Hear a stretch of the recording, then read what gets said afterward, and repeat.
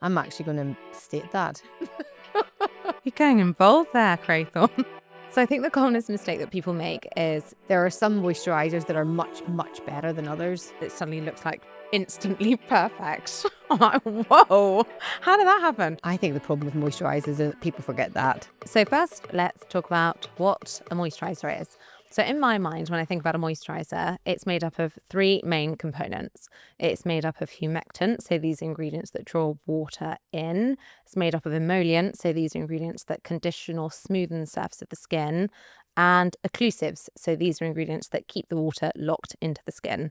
And a moisturizer will have different proportions of these different ingredients depending on the function that it's trying to serve or the type of patient that it's been marketed for or geared towards. And I think that is actually really important because often people will say, oh, I've put my moisturizer on, 2 times, I put it on 4 times and my skin's still not getting moisturized.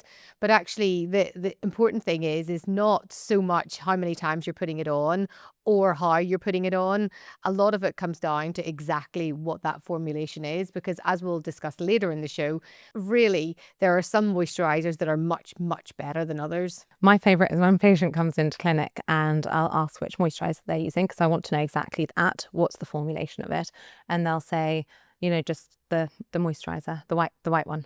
No, but what's the brand? I need to know the brand. I need to know what it looks like. I need to know what it feels like, because exactly as you say, there's a real difference in those different ingredients and it might not be the right moisturizer for that particular person. And I even think as well, whenever I think back, particularly within the children's clinics, whenever they come in with eczema and the parents have just had this huge long list of the amount of moisturizers they have to put on, and you say, okay, I'm going to ask you to try this moisturizer, and say, I've tried every moisturizer under the sun.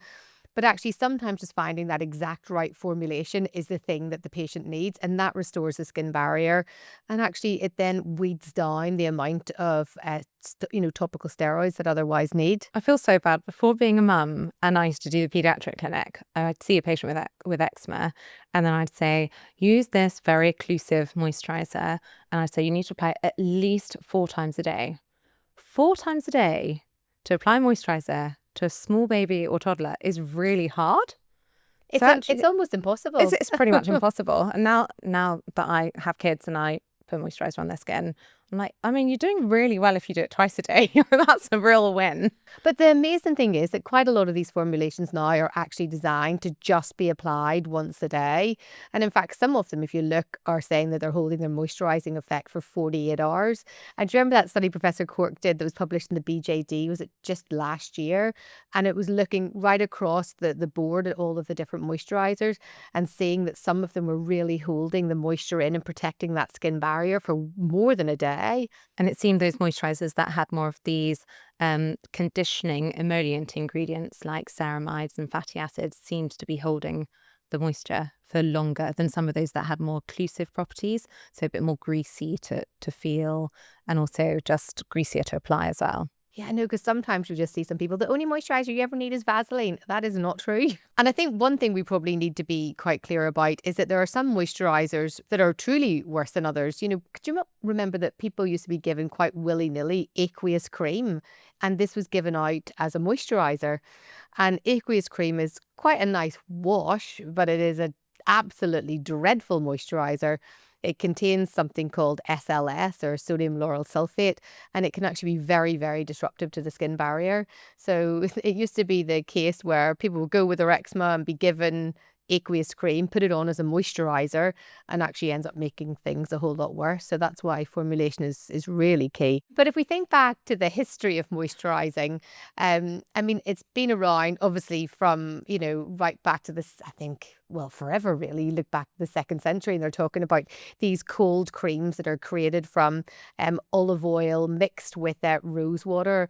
And it's quite interesting, isn't it? Because that's even the kind of oil in an aqueousy kind of solution is the real basis of all the moisturizers we use today. But really, as we've got better in life with cleansing our skin, then we have had to get better with moisturizing, because as important as cleansing is, it is the step where we're really disrupting that skin barrier. And so whether it's cleansing our body or cleansing our face, there is a disruption. And as soon as you've got a disruption in the skin barrier, then it sets up a element of dryness to the skin, which is where moisturizer then plays its role of coming in and fixing that. So I think as we've been using more cleansers, then, more moisturizers have to come along as well. I know some people are like, oh, there's just so much marketing and all these brands bring out cleansers and moisturizers. But actually, most people, the way that we live nowadays, the pollution that we're exposed to, the sun exposure that we're exposed to. And so we need to put sun protection on, we need to cleanse our faces, and then you're going to inevitably get a little bit of a disruption. And so therefore you need a moisturizer to just keep that skin lovely, healthy, glowy, barrier intact. Because the main aim of this is about having your skin as healthy as possible. And whenever you think that there's so many people who have dry skin, and dry skin can either be genetically inherited or you can almost do it yourself because you do too much kind of exfoliating or cleansing or scrubbing of the skin. But whenever you've got this dry skin, unless you are treating it and repairing it with a moisturizer in some way, then undoubtedly further down the line, that is going to end up causing you more and more issues, with your skin health and repairing itself. So I think the whole point then of why you moisturize is it is about trying to prevent water loss, leaving the skin, and trying to hold as much water as possible within the skin. And it's also, secondly, trying to help soften that skin barrier so it keeps as much of the baddies out as possible and keeps all the good things in so they're not leaving our body as such. So you've got this lovely intact skin barrier. And it just really means then that all of the kind of processes that are happening in our skin are happening in a more constant environment. And whenever you have disruption of that skin barrier, you're going to lose more water. It's going to become more inflamed. You're going to see more redness in the skin, dryness in the skin. And so this idea of moisturizing is about protecting that skin barrier, adding softening agents to it to keep it soft, but also providing a little bit of occlusion so that you're stopping water escaping. I also think it provides a nice environment for our skin microbiome, all the things that live on our skin. I think a moisturizer just provides this ideal environment where they can all thrive in the right proportions. And when things get dry and irritated, it almost changes that environment. And then certain bugs might thrive and other bugs might not thrive, and it just disrupts that whole ecosystem. And there's quite a large proportion of our population actually have a mutation in the creation of a protein called filaggrin. And whenever you think, so this is a protein that holds essentially the skin barrier intact, let's say, in its most simple form. And if it's not being held intact, then people are more sensitive to conditions like eczema. When filaggrin itself breaks down, it makes these nice moisturizing factors in the skin. So if you're somebody who's not got as good filaggrin, then you've got less good natural moisturizing factors as well. And whenever you think of that being quite a lot of the population sometimes, but those people themselves moisturizing really means that they're going to prevent perhaps onward problems like eczema. I say to myself, whenever I look at my lower legs, and my legs are like riverbeds cracking in the winter unless I was to put moisturizer on them. Yeah, so mine. And then whenever I then look at my children, two of which had eczema, you kind of understand that it's the same kind of skin, it's just passed down, isn't it? But they're able to control theirs very, very well just with moisturizers rather than having to go down the route of all of the steroids, which one of them did as a baby. Do you ever take your tights off at the end of the day and then your skin kind of comes off with your tights? I always think, I need to moisturize a bit more often. Well, I try and moisturize as soon as I get out of the shower because I just find that the easiest thing to do. Because I think if my skin has got dry, I just really can't be bothered moisturizing my skin and having my skin feeling that kind of tacky way. Yeah. So as soon as I get out of the shower in the morning, I actually keep my moisturizer in the shower and then I'll put it on my body in the shower and then kind of just dry myself off. That's my kind of trick to try and reduce the flakiness when I take tights off. Yeah, that's what I do with the kids. As soon as they come out of the bath, I moisturize them and it holds. It holds for the whole of the next day and then I don't have to think about it. And then when they have their bath in the evening again, moisturize them again. Yeah. Tick. Good mummy.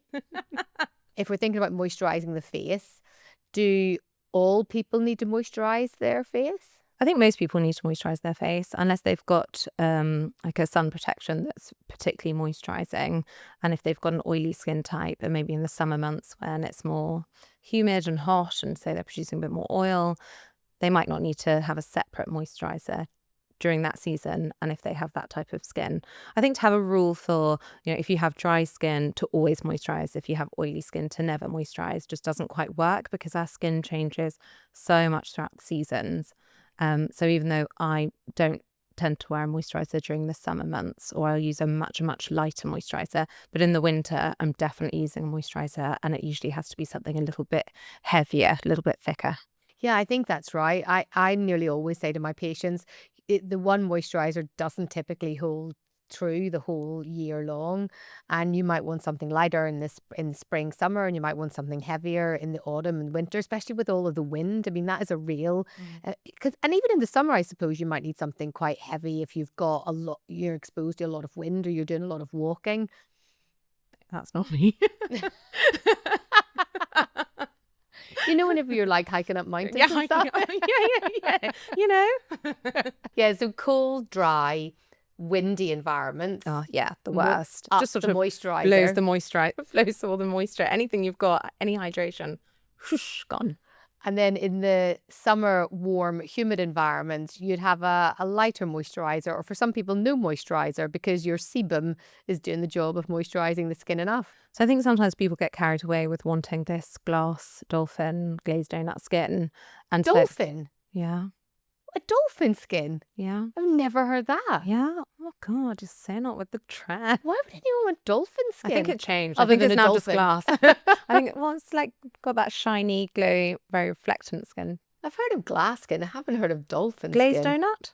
Glazed donut. Yeah, I've heard glaze, but not glazed donut. Neither of those seem very kind of like Attractive. appealing qualities to the way I want my skin to go. So I think the commonest mistake that people make is, in order to achieve that, how you see those videos with 20 different layers of different moisturizers, hydrating serums, all applied to achieve that very reflectant glass skin appearance. I think people run into problems when they do that, and then they're either breaking out, or they can get that pilling where you get like these little balls of the product that accumulates, and then you have to sort of start from scratch again. You have to almost just cleanse and then start again, but with less products. Do you not think this glass skin that everyone's getting is literally just because you've got any moisturizer on your face, you've got a bright light shining on your face that's reflecting off the moisturizer, and that's the glass skin?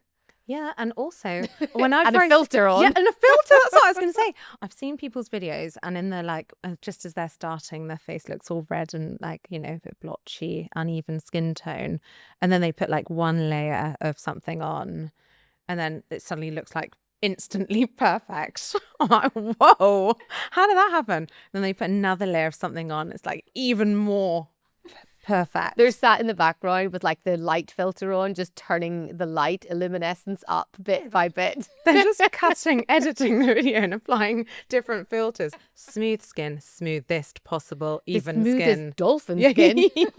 Dolphin mode activated. I think the problem that often people think about moisturizing is that they overthink what other stuff has to be in it. You're looking for the most expensive, the most trendy, the thing that looks nicest on your bathroom shelf. Yes, that actually is important. But a moisturizer is there to be formulated well and deliver moisture and protect you losing water from your skin. And, as boring as that sounds, that is the job of the moisturizer. So I think often people get confused by all of the other claims that you see on, packaging about moisturizing. I think it's not where you're going to spend your money. I think the basics, a cleanser, a moisturizer, don't necessarily need big money spend. Not at all. Not at all. And in fact, I almost think the more you spend on a moisturizer, actually, probably the least effective it's going to be. I'm actually going to state that. You're getting involved there, Craythorne. I do, because first of all, you probably not put the right amount on because it's so expensive, you don't want to waste it. Second of all, it's probably got lots of fragrances in it to make it look and smell really yummy. Yay. Yay, but not really necessary. Definitely not necessary. Keep that for the perfume.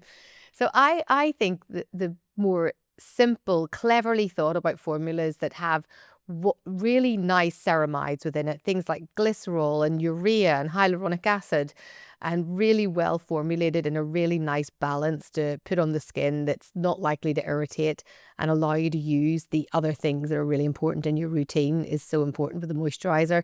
I think the problem with moisturizers is that people forget that. It definitely has to just be something that you enjoy applying onto your skin. It sits nicely onto the surface of the skin, and it's preparation for your SPF layer to then go on top of it, which is your environmental shield. What are your personal recommendations? Like not recommending to somebody else. What do you use for you and your family? So for me and the family, we use the CeraVe Moisturising Lotion and Cream. We use the La Roche-Posay Lipikar. We use E45. And actually for the kids, I'm using the E45 like lotion spray because just you need to... It's fun. It's fun. The kids love it. And it's actually like become a little joyful part of the day. It's also how I get them out of the bath because they look forward to having the moisturizer spray. And then you spray it on the floor and Ollie comes in to help and he trips and falls. And that's really funny as well. It's hilarious. No, because they love sitting in the bath for ages. And as we all know, that can make your skin dry out even further if you're sat there forever.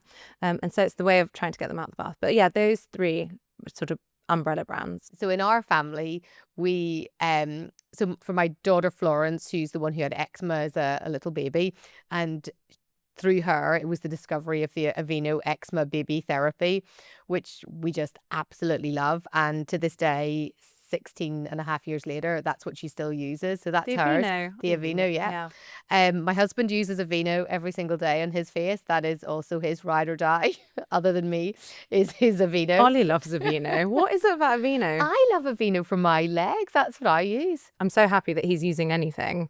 Like I don't take his product. I'm like, you can keep that. I think it's because, although it's very moisturizing, it's very light. Exactly. Yeah, Yeah. so I think that's why they both like it. I like the La Roche-Posay Lipikar Baum. I love that. That's probably my favorite. Also, Avène Tolerance is nice, Oh, Avène Tolerance is lovely. isn't it? Yeah, lovely, lovely. The Cicaplast Baum Oh. B5, so that's a good one if you're in very cold environments and lots of wind. So I find the Cicaplast Too much. a little bit too thick. Yeah, exactly. For certain areas, I'd probably use that, not like as an all over. So there's a brand that I'm really liking called Mugu. Have you heard of it? Nope. They sent me some products and we've been using their like milk body wash and their moisturizer. And it's just I like the name. glorious. Mugu. Mugu. Moogoo. Gorgeous. Really loving it. I think the Eucerin range is also very good. You know, they're the ones who kind of set up with urea in all of their products in the first place. And we know kind of how moisturizing and effective that can be. Yes, yeah. The urea works as a keratolytic, so it breaks down that sort of top layer of skin. So it's a really lovely, almost like an exfoliating moisturizer. Yeah.